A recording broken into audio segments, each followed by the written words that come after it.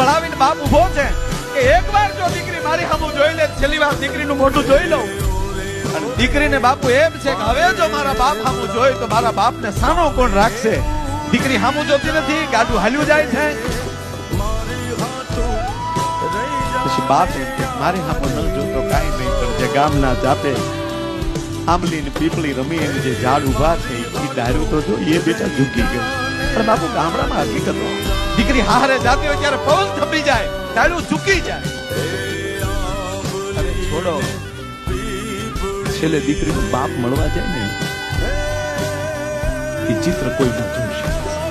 એ તો જેને જેનું વળાવ્યું હોય એને ખબર હોય. કુટુંબના તમામ પરિવારના સભ્યો મળી લે, છેલ્લે દીકરીનો બાપ જેથી મળવા જાય તેથી ધરતીને પૂછી ડગલા ભરતો ગાડામાં હળી કાઢી દીકરી જેથી બાપની ડોકે જેથી આકડિયા ભીડી જાય ત્યારે આજુબાજુની બાયું કોઈનો હાથ મુકાવતી બધા મૂકી દે. બેટા હવે બસ, હવે નો રોવાય.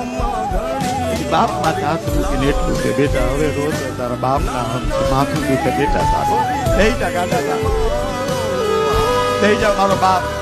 અને ત્યારે એમ કહેવાય કે પછી એની બેનપણીઓ ને એની આજુબાજુની બાયું દીકરીનો હાથ મુકાવે, પણ બાપના ગાલે બાપુ આમ ત્યાં લીટા પડતા જાય.